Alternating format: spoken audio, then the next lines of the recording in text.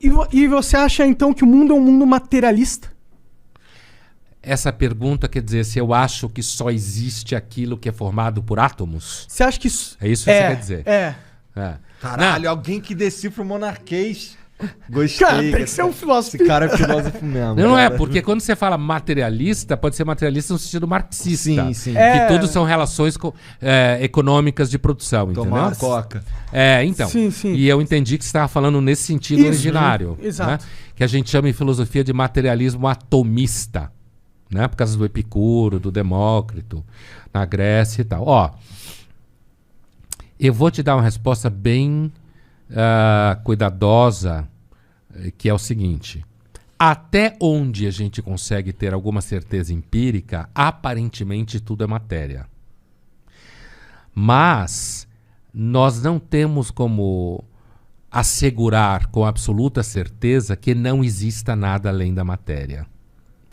Mas até onde a gente tem teste científico, experiência com raciocínios fundamentados em algo empírico, como eu chamo, empírico em filosofia significa a experiência que você observa, entendeu?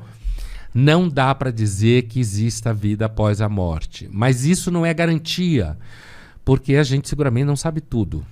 Quando os cientistas conversam com você e falam assim, 95% da energia do planeta é matéria escura e energia escura, e a gente simplesmente não sabe nada sobre isso. O que isso causa na sua... Tipo, 95% do universo são propriedades que a gente simplesmente não tem a menor ideia. Então, seja que propriedades forem essas, se elas forem energia, elas são matéria. Então, o problema não é só...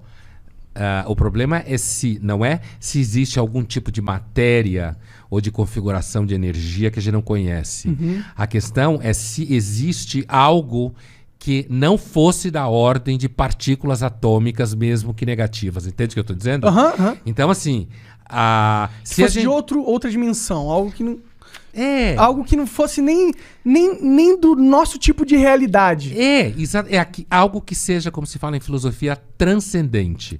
Que transcenda a imanência do ser, que envolve, inclusive, a antimatéria. Certo? Então, assim, dessa ordem que se acha que Deus seja, por exemplo.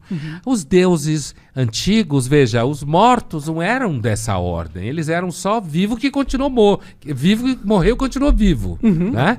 E que aí virava uma espécie de poltergeist, dependendo da comida que se dava para ele.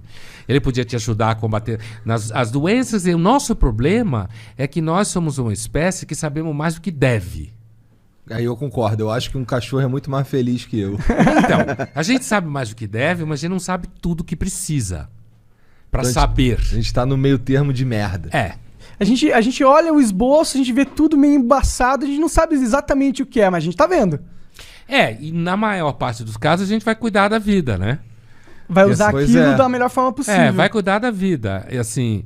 Vai trabalhar, vai pagar as contas, vai arrumar uma mulher ou um cara, sei lá. Você vai cuidar da sua vida, né? As mulheres e homens. Ter uma religião.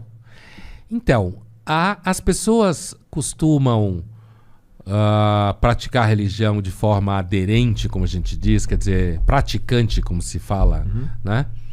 Quando elas são sobre perdas, né? A sociologia da religião mostra que quando as pessoas sofrem perdas, elas procuram religião. Seja a religião que elas tinham, mas não praticavam, seja a religião que elas nunca tiveram e elas se convertem.